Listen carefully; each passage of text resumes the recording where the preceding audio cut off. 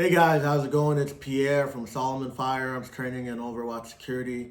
I'm making this video because I've been posting a series of videos from a live that I did in YouTube, and some of you guys are asking questions as to what I'm referring to and what happened. So basically, Mass passed a bill that was really anti-gun, putting a lot of restrictions, banning stuff, and making it harder for the everyday average citizen to protect themselves and their loved ones. So because of this, there was a rally that was created so that people that are pro 2A, Second Amendment, for those of you who don't know what 2A means, and basically we're supposed to show up and show support and try to unite and fight this anti-gun bill. So I went to the rally and I wrote a heartfelt speech that I thought would connect and unite the 2A community and for us to grow the 2A community. So when I got there, I made the speech, and as I was giving the speech, it was not well received. And then the organizer of the event ended up snatching the mic away from me. And I basically, walked off stage to, prevent any escalation.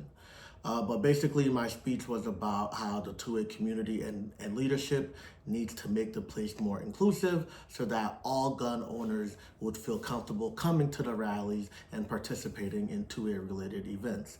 One of the ways that I suggested to do that was to leave all non-2A political statements at home. So things like MAGA hats and Confederate flags and other statements that turn other gun owners off, I suggested to the audience that you leave that at home. So that way we have a one mission movement, one statement movement. So they did not, overwhelmingly, they did not receive that well. A lot of people said that they would not leave their differences at home and they would continue to do that. So this video is just to explain basically what the post that I've been posting, and then I'm gonna give my full review afterwards. But so far, overall, it hasn't really been a great experience. I've talked to a lot of the leaders in the 2A community, and pretty much it's kind of like the same response. Hey, we're not gonna change our position, and if you don't like it, and if you could do it better, then why don't you start your own 2A rally? And for me, that's really disappointing, because I would think that the community and the leadership of the 2A community would want to grow the Second Amendment. There's over 500,000 gun owners here in Mass, and yet we have 150 people showing up to the rally. How could you, as an organization, as a business, as a leader, not be interested in targeting, the entire 500,000 population? But I don't want to dig into that topic too much. This is just a video to explain, and I'm going to attach my speech afterwards so you can review it yourself and make your own assessment of it. But basically, I made my speech out of love. I wanted to reach and connect, and I wanted to make sure that all gun owners felt comfortable participating, being present, and sharing their voice and their concerns and their opinions. And it was not received very well, and I'm very disappointed in that. So that's the whole thing behind the post that I've been posting the last couple of days. And then I'll do a final AAR after action review after I'm done with this little mini series that I'm getting into. So thank you all for those of you who have been concerned and who reached out and expressed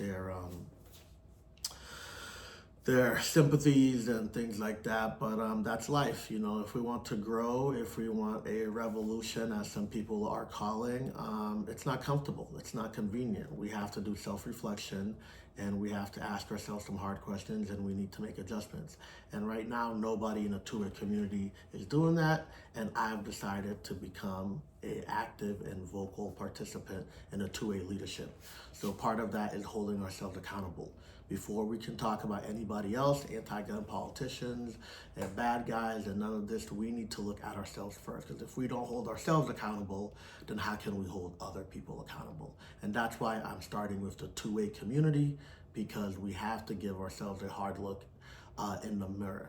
The 2A is not only for white conservatives, it is for all gun owners. Everyone who is interested in protecting themselves and their loved ones for all who believe that that self-defense is a human right, and who believe that human rights should not be trampled on and should not be given only for those that are rich, for those that are powerful.